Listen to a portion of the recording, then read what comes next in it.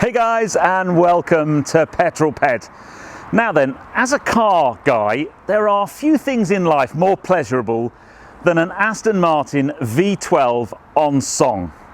And behind me are two of the very best in the game.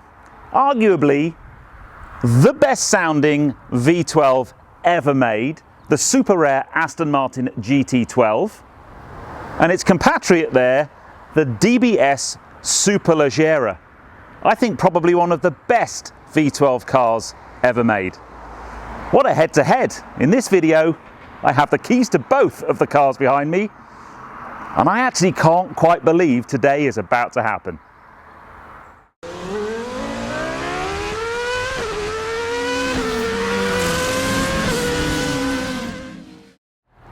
Now, before we get stuck into this video, I just wanted to say a huge thank you to my friend David, who's invited me along today to drive these two beautiful cars. Now, David and I met when we surprised Felix at the Goodwood Motor Circuit earlier on in the year. He brought his GT12 along. He's one of the fantastic members of SCC Private Members, and we got chatting then about potentially doing a film with the GT12. And that car's actually been quite famous on YouTube recently. It's dropped on another couple of channels. Sanford Seen Through Glass had it recently. Pure coincidence, I can assure you. But the opportunity to be able to drive these two cars back to back is a very special one. And I'll explain why. Let's start with the GT12 for me. Now, for my 100th video, quite a few years ago now, I did a film at Aston Martin Chichester in their showroom, and they had a GT12 in the showroom. And I can just remember seeing it, falling in love with it as a car. I put my head near the exhaust pipe when someone started it and revved it, which was a bit of a mistake. But just a stunning, stunning car. But I can remember thinking back then, these are so rare, I will never ever get to drive one, never get to experience one. And here we are just a few years later, and it's gonna happen today. And I can't tell you how excited I am about that. And then the DBS Superleggera, well, my history with that, I went to the official launch as a guest of Aston Martin, and then I've driven, very lucky to drive both the coupe and the Volante versions of this car, and it's one of the most impressive cars I've ever driven. It is beautiful, it's so refined, the power is ridiculous, 900 Newton meters of torque. So to be able to pitch these two V12 Aston Martins against each other is something very, very special. So David, thank you very much, you are a legend. I will put your Instagram details below. Please head over, give him a follow on Instagram, because he's got some amazing cars in his collection and some very exciting stuff that hopefully we'll be working on over the coming months. I'll tell you more about that later. And I'm here with another one of his cars today, so stay tuned to the channel. Make sure you hit the subscribe button, because there's another very rare Aston Martin coming to the channel after this video drops. But let's talk more about these two cars. We've got to start at the back. Now, I think this particular model of Aston Martin Vantage will go down as one of the most beautiful and iconic modern day cars of all time. I've always loved them, and this was one of the last hurrahs to the Vantage. They did the GT12 with a V12 engine in it. Only 100 of these were made, and then they also did a GT8 with a V8 engine, and they made 150 of those. So these are by far and away the rarer, more exclusive ones, if you like.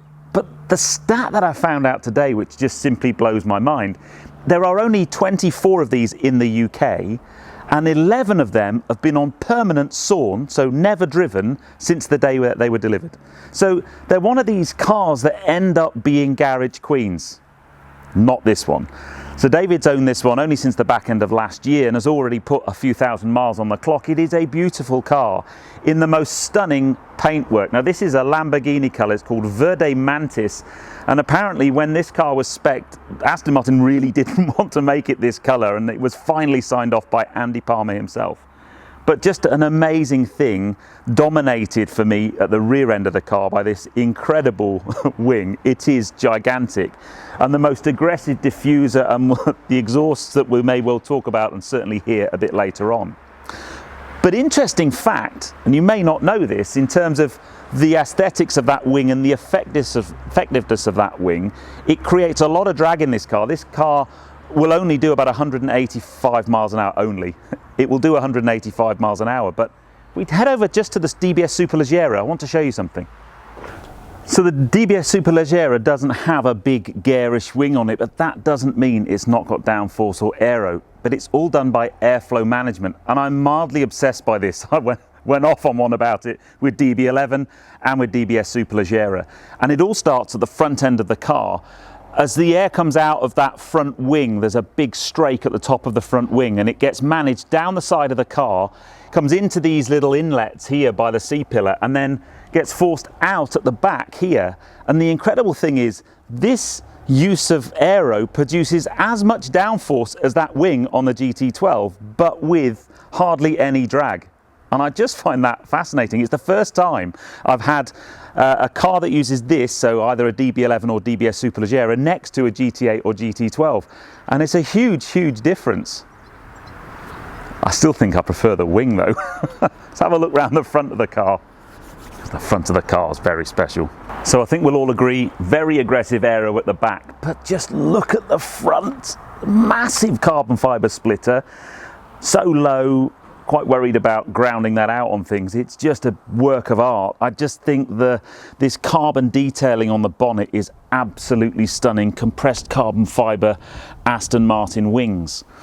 So this car has been on a pretty major diet. It's dropped some 100 kilos from the standard Vantage. It's got carbon fibre wings and bonnet and roof. It's a wider track than a standard Vantage, and all of that coupled with the 5.9 litre V12, and I've always found it amazing that they managed to shoehorn a V12 into a Vantage, and a power output of about 592 horsepower propels this car at a rate of knots. We've already talked about the top speed being limited by the aero drag to about 185 miles an hour, but the 0 to 60 time, well, I'm not going to be going anywhere near that today, because I must admit to being rather intimidated about driving this car. It's very powerful, it's very rare, it's very valuable, so I'm going to be taking it gently, but I just want to experience the oral pleasure that engine's going to give me, but just savor the moment. Driving cars like this is why I started YouTube, to be able to drive cars like this and share them with you. And this one's pretty special. Oh wow. Oh wow. It's so special in here. Where do I start? Beautiful seats, Alcantara everywhere, lovely steering wheel. Oh man. Now then, one of the big differences between GT12 and GT8 was the GT8 was a manual and the GT12 has the Sport Shift 3 gearbox. So it's a 7-speed single clutch manual automatic. And it's one of these gearboxes for me, it's the most misunderstood gearbox out there, and I will wait till we get driving for me to explain. I really like the Sport Shift 3, but it's one of those ones, I think if you don't get it as a gearbox, you could be less than complimentary about it, but if you get it, it's magnificent. But everything else in this cockpit is just really, really special. I cannot believe I'm about to drive this car.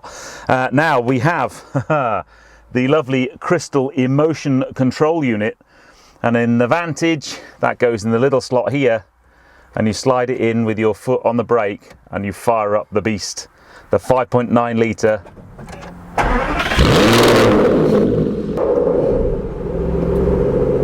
V12.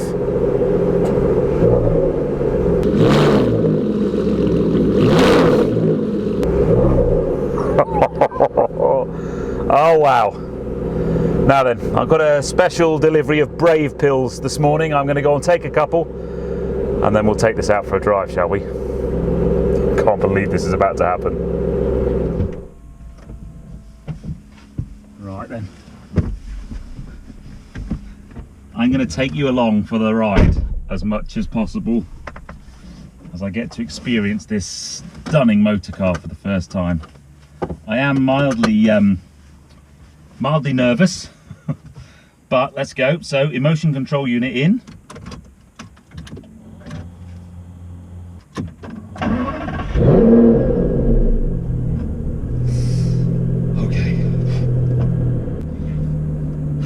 So yes, pretty legendary car this, very intimidating.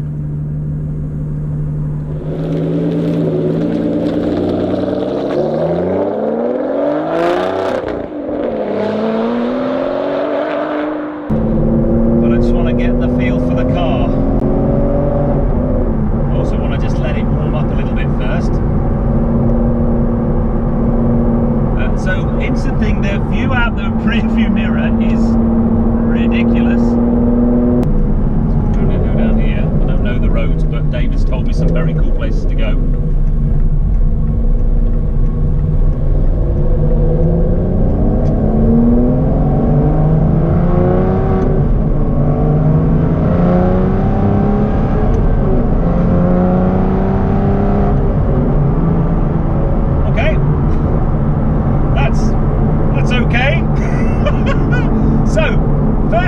Let me talk about this Sport Shift 3 gearbox. So the technique is to not approach it like a normal flappy paddle gearbox. The technique is that just like you would do in a normal manual car, when you change gear, you kind of come off the throttle, put the clutch down, engage the new gear, and then engage a little bit of throttle. So the technique with this GT12 and the Sport Shift 3 is on the way up, when you go to pull up and change up a gear, you just come off throttle a little bit and then apply the throttle once the gear's in, and that's the smooth change. Now, what I like about that is, although it's a flappy paddle gearbox, it gives you the feeling like you're actually connecting with the car. What I also love about this car is already it's ridiculously loud. Oh my goodness me. But we're not actually in loud mode. Oh no. Loud mode comes when you press the sport button, and I think we need to do that. So let's press sport. Now I am wearing a lapel mic in the hope that you'll be able to hear what I'm actually saying.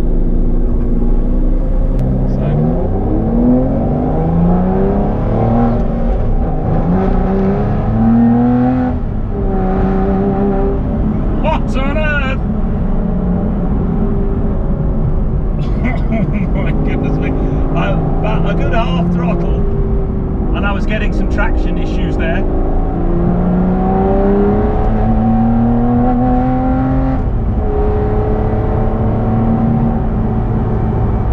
Wow!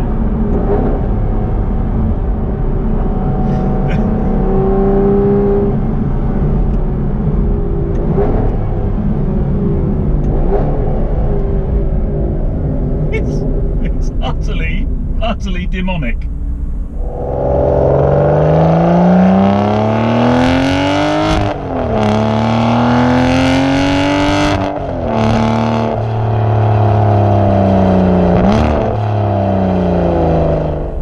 So, yes, instant impressions of the GT12, apart from the fact it is a very, very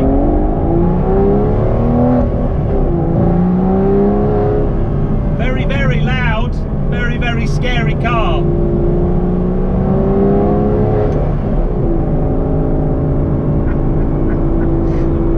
my god.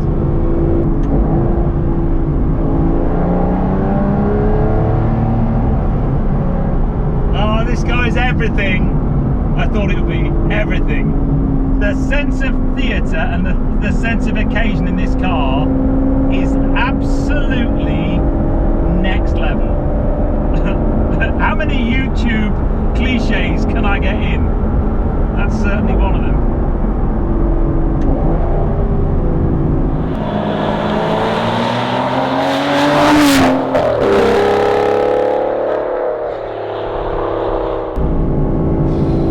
I don't think this is necessarily a car you would have and drive if you expected a conversation with your passenger. I don't think that's really in this car's toolkit, to be honest. But that is, I'm not doing a great deal of talking at the moment because it's just started to rain. Only lightly, it's only a drizzle, but it's not really what I wanted to happen today. This car, I mean, so if we just put this, if we think about a normal V12 Vantage or Vantage S, which I've driven, I drove the convertible one, that thing would easily light the tyres in fourth. At a certain certainly in the damp, but probably in maybe third in the dry. Phenomenal amounts of power, phenomenal amounts of torque. And this thing is 100 kilos lighter than that car with more power. And it just sounds amazing. Just down the window a little, just a crack.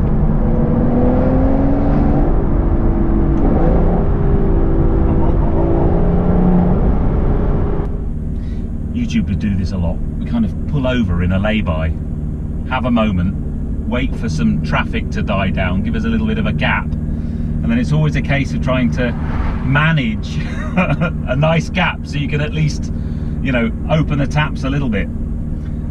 I'm certainly not going to open the taps fully on this. I'm not going to be doing anything like a 0 to 60 test or anything, because to be honest, I think you'd need quite a lot of seat time in this car just to get a grip of it. And you know, when you have owners like David who are so trusting and just so incredible to allow me to take this car out on my own and share it with you, that really is truly a special thing. So let me just go out here. There's lorries coming. Right, here we go. Window down a little bit.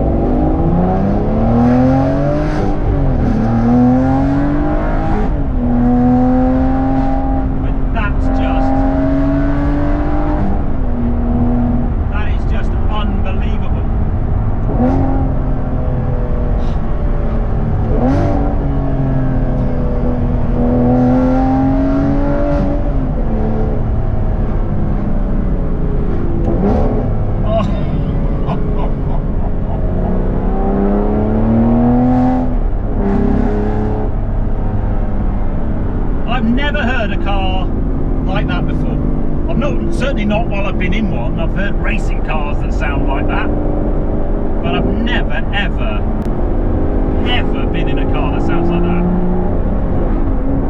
That's ear piercing. It's just incredible.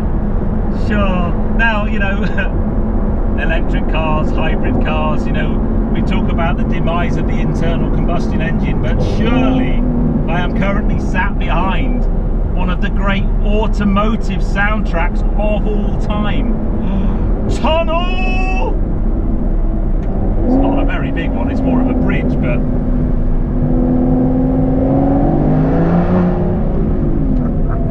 I might have to go around this roundabout and go back up that road, I think.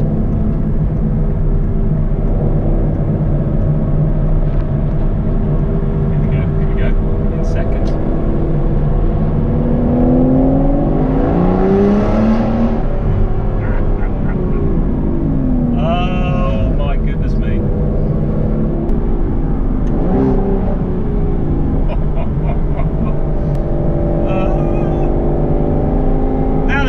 Be a good time to jump into the DBS and just compare and contrast this raucous Aston Martin V12 with something a little bit more refined, but one with 700 horsepower and 900 Newton meters of torque, faster and arguably easier to live with than this car. So let's jump to the DBS. So welcome to the DBS Superleggera.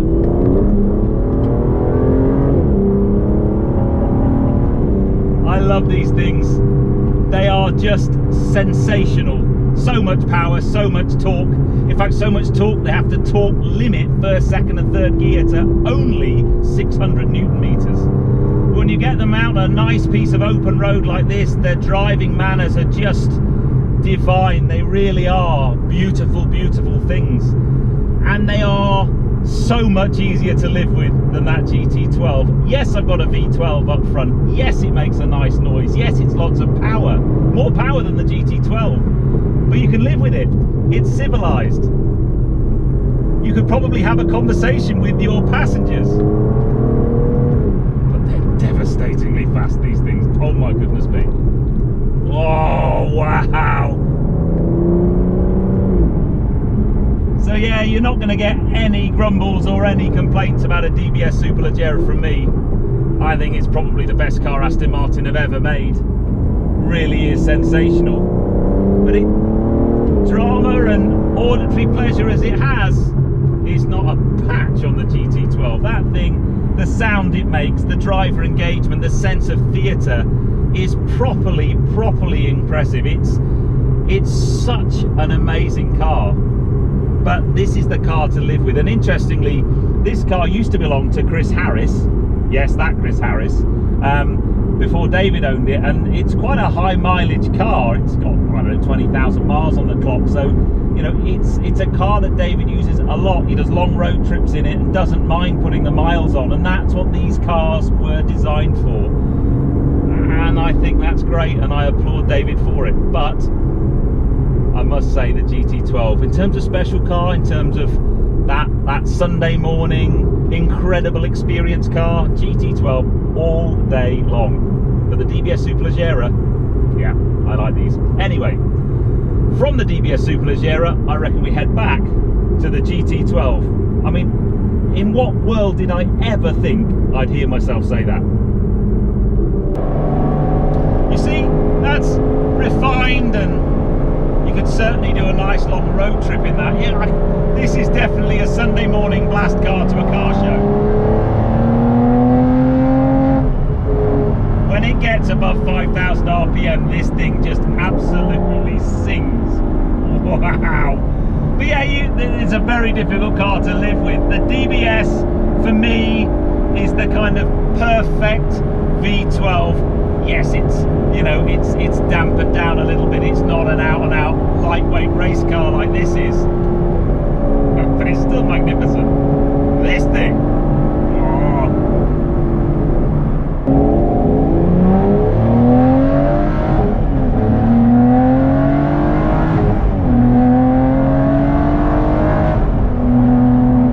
oh, you see, I nailed those gear changes. Oh, that was lovely.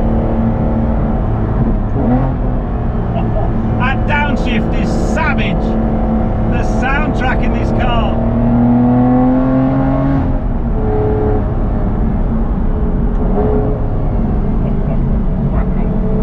Oh man, of all the cars I've driven ever,